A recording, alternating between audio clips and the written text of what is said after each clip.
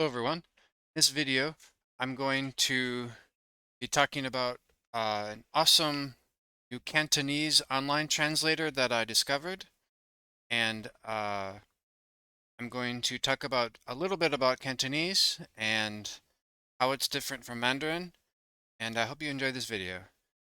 Okay, so the first thing is I'm going to show you this translator. It's from Bing, and there's also a translator from Baidu. I'll be showing that to you later in the video. First, I quickly want to show you where Cantonese sort of originates and where most of the native speakers are. So this is a region of mainland China and Macau and Hong Kong are somewhere here. Okay, the word Cantonese actually comes from the word Canton, which is what we now call the city of Guangzhou. I believe that used to be called Canton. So that's where the name, the language, the name for it comes from in English. Okay. And if you go almost anywhere in the world and you see a bunch of Chinese people, you're almost certainly going to find Cantonese there. I was living in Australia, I was living in Panama, and a whole bunch of other places. And you'll definitely find a lot of Chinese people, especially Cantonese people in Australia. I was in Melbourne. It's somewhere on the East Coast, and you'll definitely see a lot of Cantonese people there. So anyway, this region of China is where Cantonese originates, but you'll find Cantonese people everywhere. Find them in the Philippines, Indonesia, Singapore, and even in Colombia, I saw some Cantonese people. Um, so definitely Cantonese can be a useful language if you want to meet Chinese people around the world. The main language of mainland China is Mandarin. Cantonese is probably the second most spoken Chinese language out there. And I want to talk about Cantonese specifically. It's not what it is, what it isn't, and about it being a distinct language. Okay, so Cantonese isn't just a one-to-one conversion from Mandarin. Um, some languages are quite similar. For example, Spanish and I think Portuguese, pretty similar. But Cantonese is not a sort of direct one-to-one conversion from Mandarin. There are many words, many things that are very different. Okay, Cantonese has distinct vocab. It has some unique grammar. Cantonese even uses some Chinese characters that are not used in Mandarin. Okay, so this character is not used in Mandarin. I know that for sure. But this is a distinct Cantonese character. And this character sort of means not, like N-O-T. And you wouldn't use this in Mandarin. Although I think maybe people might, in theory, be able to understand this character. It's never used in Mandarin, at least modern Mandarin. Okay, so, and then another thing, these are probably the most important characters in their respective, um, this is the most probably this is probably the second most common character in Mandarin, but I think it's probably the most important in terms of this means to be. This also means to be. This is Cantonese and this is Mandarin. Um, they basically have the same meaning, but they use different characters. A Cantonese person would understand this, probably, but this is more sort of native Cantonese, how they use it. Okay, so the beauty of Chinese characters are that I'm just gonna copy this here. So many things that are interesting about Chinese characters. You can spend your whole life studying Chinese characters, but I think they're very interesting. Um, anyway, so something like these characters, uh, this says I would like, um, basically this means I would like to eat rice. This character, that means rice, and this means like I would like, and this means to go. These two characters mean Hong Kong. Anyway, um, if you speak these words, these characters in Mandarin versus Cantonese, they sound completely different, and also probably native speakers of Mandarin and Cantonese couldn't understand each other unless they already knew the other language. So, beauty is you can write this down and both people can understand each other, but spoken, they're mostly completely different. It almost be as like, I don't know if this is a bit of an exaggeration, but let's say the difference between Spanish and, I don't know, Turkish. Like, I'm sure that there's some similarities, but actually, that's probably not an accurate statement. But let's say, um, I don't know, Spanish versus Romanian. That's probably a better analogy. Um, both have Latin roots, but I think they're quite different languages. Um, Turkish, yeah, is probably way too different. But anyway, um, these two things here, if you're a Cantonese speaker, they're pronounced completely different. And in fact, I'll show you what I'm talking about. So I'll read this here, and I'll have this read out here. This is the Cantonese, and I'll read out I'll have it read out in Mandarin. Okay, so again, this means I want to eat rice, or this means I want to eat, but it actually says I want to eat rice. And this says I want to go to Hong Kong. But let's have it. This is Cantonese, and then I'll have the Mandarin. Okay, here's the 我想 Cantonese. 食飯，我想食 Okay, that actually I'll use the Bing one. It's a little better. Okay, here we go. We'll listen to the Cantonese, and then I'll show you the Mandarin.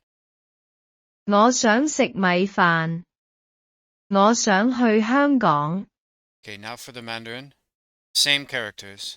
我想食饭，我想去香港。Okay, so definitely completely different of the spoken. Okay, so let's continue on here. Okay, so there are different languages.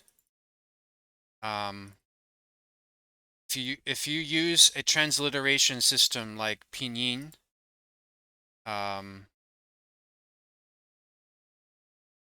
Pinyin, for example,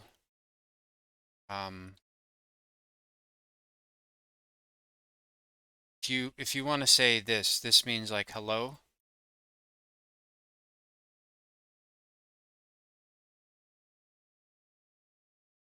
Show you what I'm talking about here. So Pinyin would be like this, Nihao. I'm not gonna put the tones. Basically that says like ni hao.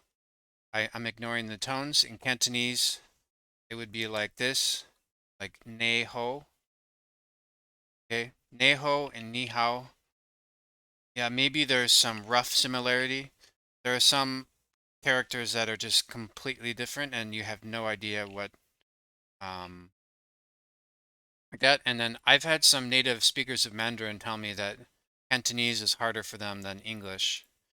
And depending on who you ask, I think Mandarin has at least 5 tones, might have 6 tones.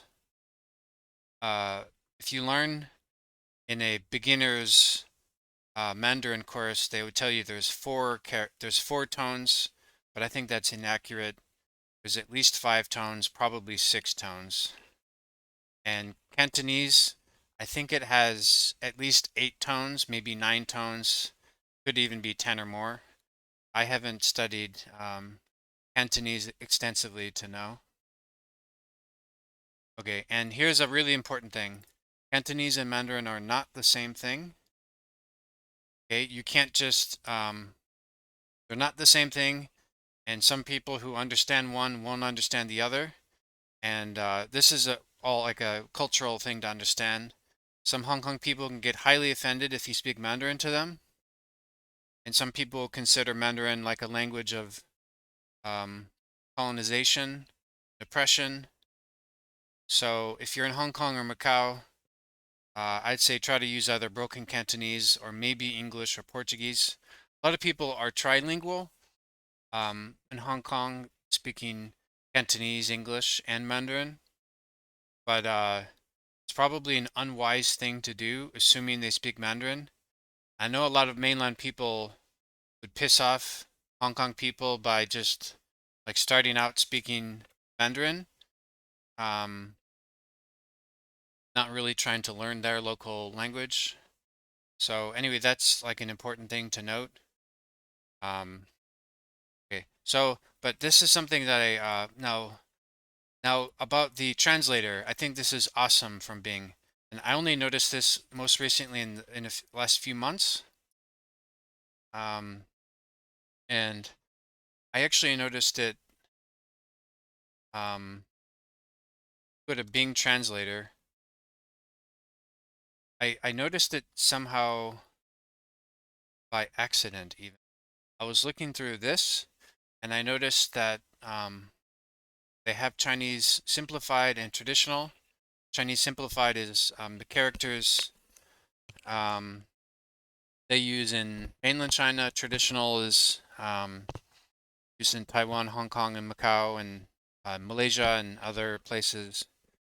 And this is super cool. I didn't even know they had this Chinese literary. This is something I'll think it would be interesting to look into. This is probably classical Chinese. But this is what really struck my eye. It's Cantonese traditional because, for example, Google Translate does not have Cantonese.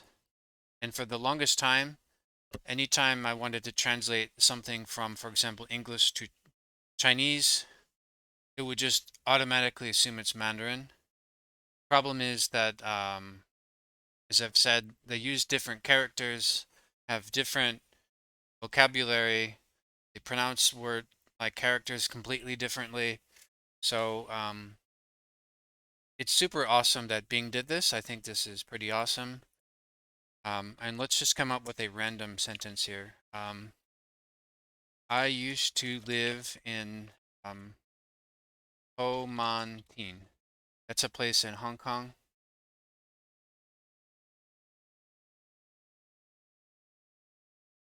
Yeah, that's accurate. Okay, so Ho Man Tin, that actually there's a train station in Hong Kong, and this is an amazing translation. I think it's an excellent translation. And just to show you, I'll show you what it sounds like here in Cantonese. 我以前住喺何文田。Okay, so these last three, that's the place I used to live at.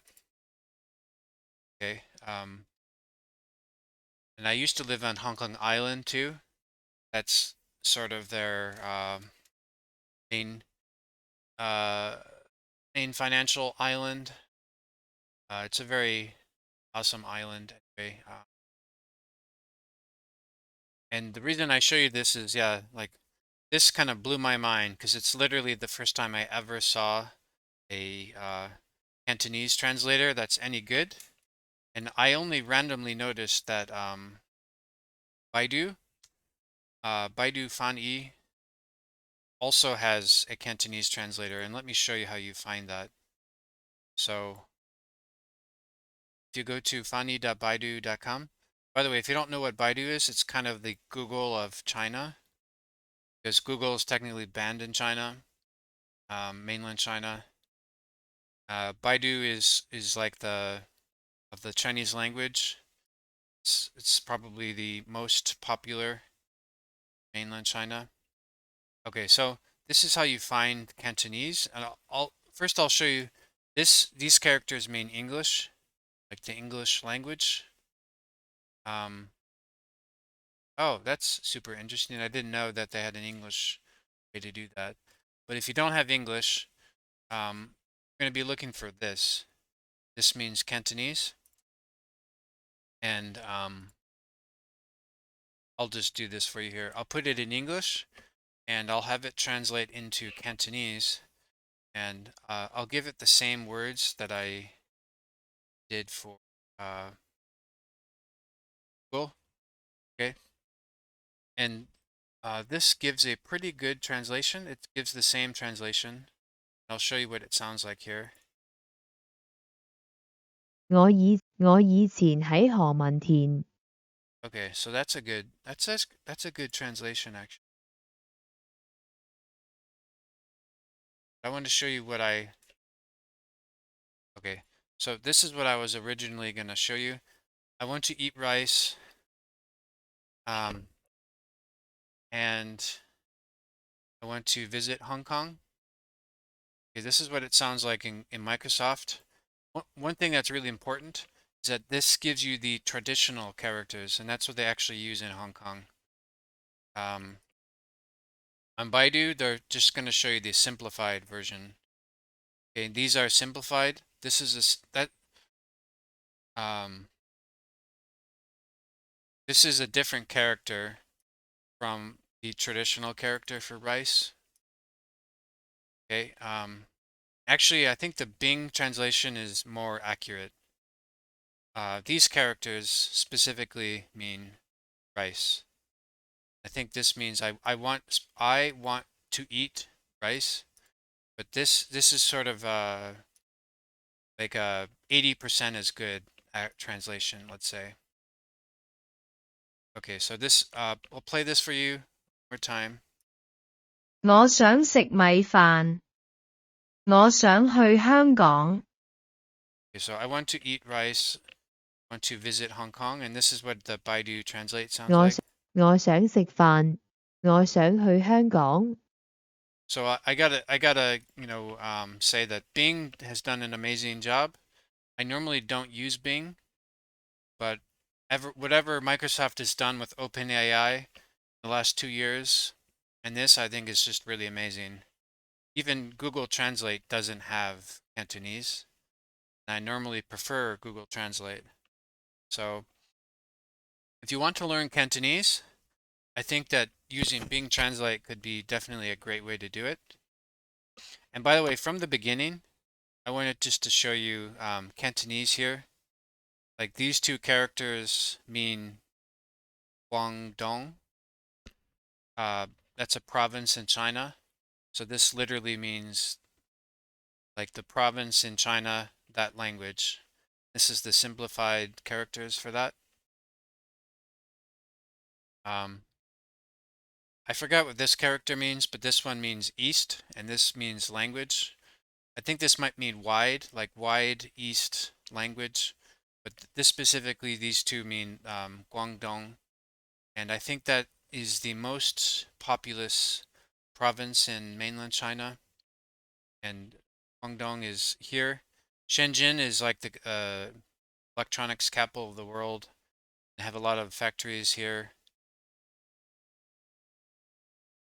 I import things from mainland China, and uh, at least one of the suppliers I deal with is based in Guangdong.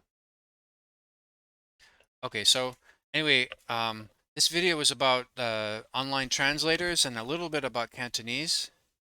Um, again, Microsoft Bing, if you just look for Cantonese traditional, I think you'll really like it. And then if you go to fanyi.baidu.com, um, it has many foreign languages.